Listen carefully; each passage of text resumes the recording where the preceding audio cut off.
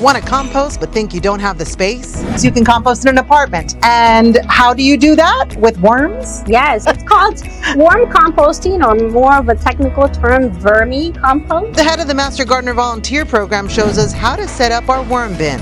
These are red wigglers, so they are special worms. The result? Garden gold. The byproduct is worm casting, which we pay a bunch of money to buy at the store when you can make it for free at home, right? Absolutely. Plus, learn about the Master Gardener Volunteer Program. So if you want to be a gardener, you're a little afraid you don't know enough, with that program, you come out feeling like a gem. Hey everyone, I am with Lorna Bravo today of the University of Florida IFAS Extension. Thank you so much for being here today with me. Thank you. I'm excited. You are the urban horticulture agent. Yes, ma'am. What is that? It's a big word, right? Pretty much I'm in charge of the second largest county. As part of the Florida Extension Services, we serve the community, and I lead all the urban horticulture programs in Broward County.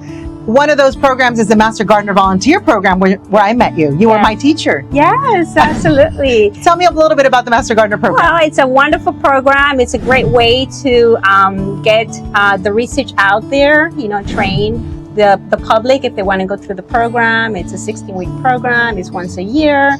And we teach them everything on horticulture related items, water conservation, right plant, right place, how to grow, basic gardening skills, which are awesome. So if you want to be a gardener, you're a little afraid you don't know enough, with that program, you come out feeling like a champ. You're going to come out feeling like a champ. You're going to come out here feeling excited, and that you're going to be able to grow things that you probably never imagined you will be able to. And the idea is to go out into the community and volunteer. That's why it's MGV, right? Master Gardener Volunteers. Absolutely. You go out, you help the community become more sustainable. My name is Jeffrey Hoyos.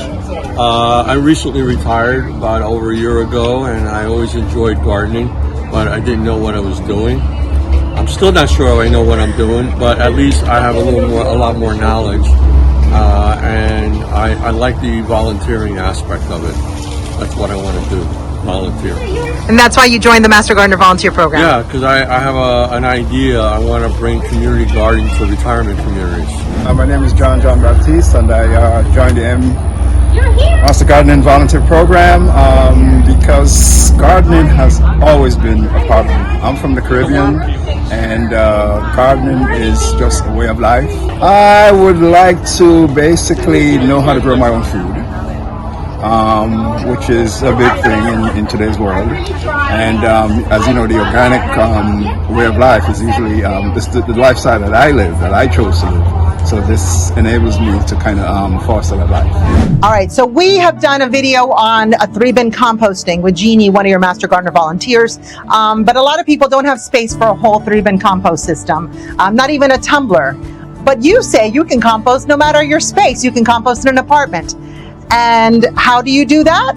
With worms? Yes, absolutely. They're very famous. It's called worm composting, or more of a technical term, vermicompost. Vermicomposting. And it's a really exciting thing to do. Like, so if you're an apartment dweller or condo dweller, small spaces, or maybe you might physically not be able to do the 3-bin system, this is another way that you can do it. And the awesome thing is that these invertebrates, these little worms can do the magic for you, and they digest pretty much all the waste, organic waste. These are the guys that are gonna break down your organic matter, and it could be as simple as just collecting it. We do a lot of workshops on that, what to collect, how much they can consume, and the byproduct of them. So it's really fascinating. And the byproduct is worm casting, which we pay a bunch of money to buy at the store when you can make it for free at home, right? Absolutely. I mean, and so good for your garden, worm it's casting. good for your garden, So these are the worms right here. I don't know if you're gonna see. These are red wigglers. So they are special worms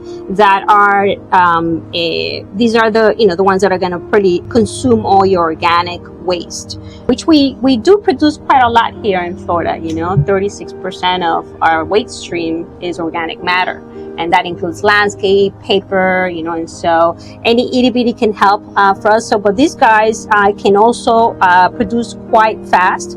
They don't like the light, so it's and they don't create an odor. So there's a magic They're not to smelly. them. They're not smelly, and very effortless. And so this could be, you can be working on this probably within a 6-month rotation. So if I wanted to start, what do I do? Okay, so I tell, for example, some of our master gardeners today are going to be adopting and getting some of my worms. So I told them, get started with a bin like this. You want to make sure it's not deeper than 18 inches. You're going to layer it, about a third of it to start. And then layering it with all of these carbon, materials. So it has enough aeration. Think of like a little tunnel system for them. And then you're going to be able to then just put all the nitrogen stuff, all your kitchen waste, egg, shells, coffee grinds. Just the rule is nothing citrus, like we talked about, oils, chicken bones, all that stuff, right? And then, the other thing too is you want to have some ventilation at the top. Okay, and you also might want to put a little bit of a screen. Okay, you can put a little screen around the top just to avoid any mosquitoes trying to get in here and start breeding in here. They don't like the light. Okay, and temperature, you want to keep indoors. When you're harvesting, if you put them outside, anything above 80 degrees, they're gonna not make it. They don't like it. So just don't forget them outside. I've done that mistake. Poor worms. And they're my babies. But and then just get to see them, check up on them on a daily basis, rotate them. You're gonna start seeing though this material very soon turning into this material. Okay, and then you can already start, you can see this already, and some of my eggshells, as you can see. And then you can already, when it's completely unrecognizable, like there's nothing there that you can recognize that is food related, and it has a good dark color, then you can do and transfer them into the sifting to be able to start getting it to this level, right? And it's good that you start small so that you kind of get the sense of it and you get yourself in a routine. Okay, out of sight, out of mind. I mean, I put my, like, you can actually, anybody, like if you have kids, you can do your Publix. I mean, I'm not advertising, but you can do your Publix. Your ice cream bin. Ice cream bin. That's what I have them in, and I punch holes in here. It's good enough, and I keep my badge here for now just to share with you, but I'd be feeding them here, right? And then I put them underneath the counter, and then they like the dark. My husband might not want to see them, so I just hide them, right? We know that, right? So Do people worry that there's going to be bugs that come in the house, or that the worms get out? Yeah, so the worms won't get out unless they're, you open and there's light. They'll try to crawl out, right? Insects or anything crawling in there, I don't worry about that, really. There is going to be a whole microbial life that you're going to start noticing in here. These are like the critters that are going to start. So I do give a workshop on the friends and friends and foe, so that they know what to expect and what should be a good bug and not so good bug. But as a rule, so that when you don't start having these issues, is just put a little screen in here so you can see all the penetrations. Nothing's gonna get in there.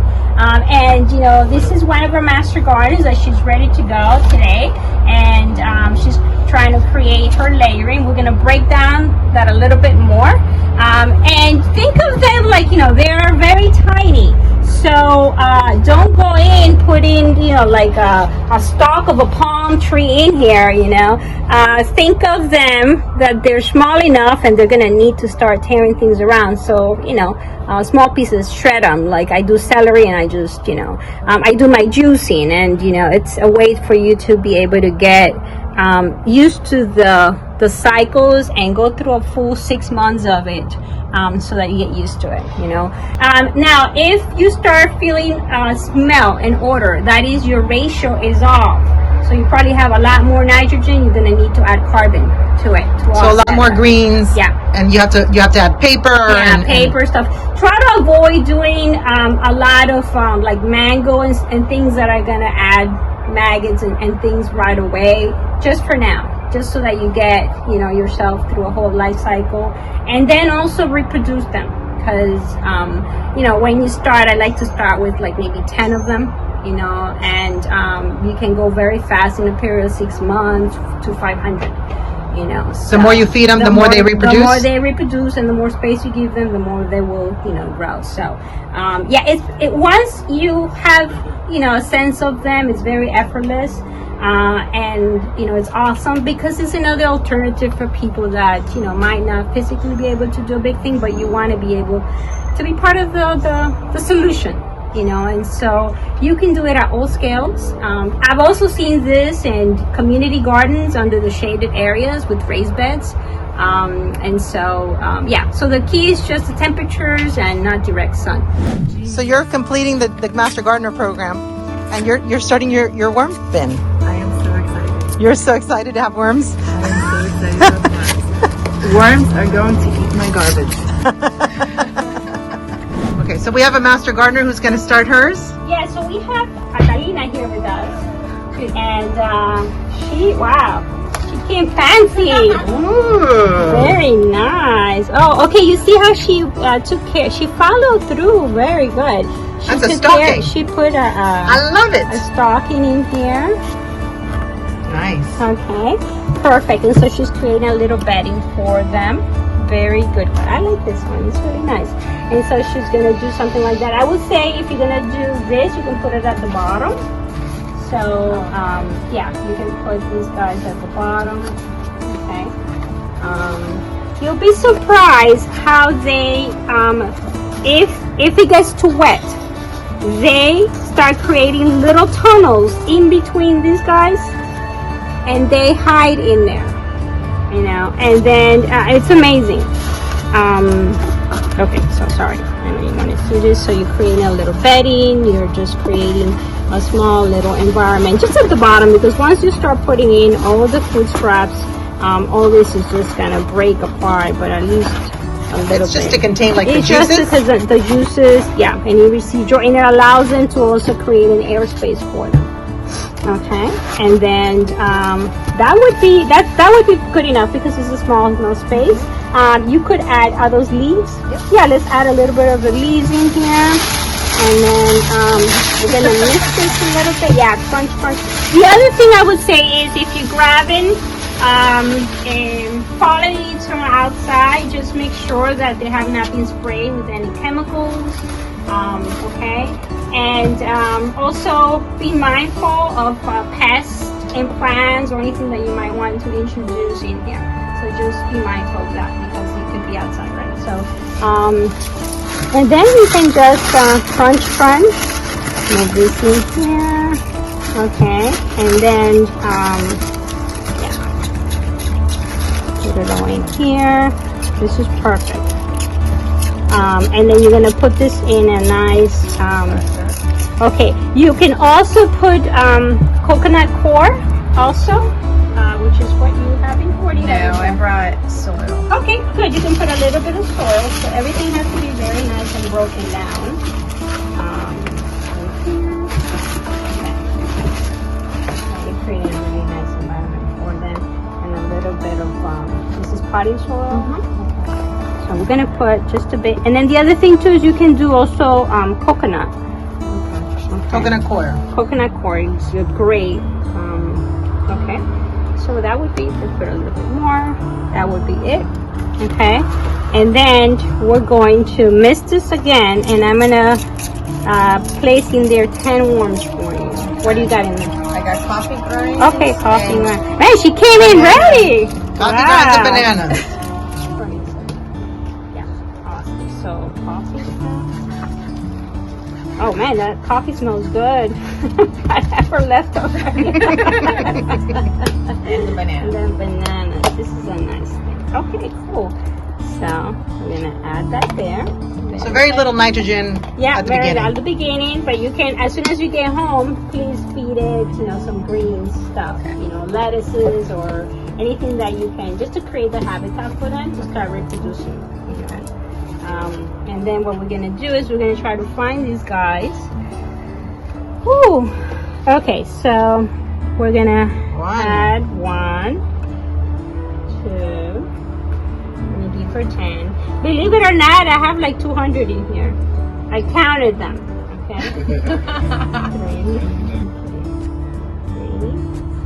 4, and then we have 4, 5. I don't want to just. They like eggshells. 7, 8, 9, and 10. Now, notice it's not a smell. Okay, so the moment you got the 10. You got the 10. You got the 10 babies in there. It's very nice. Very cool. Thanks so much to Lorna and all the Master Gardener volunteers doing good work out there. If you like this concept, if you want to learn more, hit the subscribe button. That way you get an alert every time I post one of these videos. Happy gardening.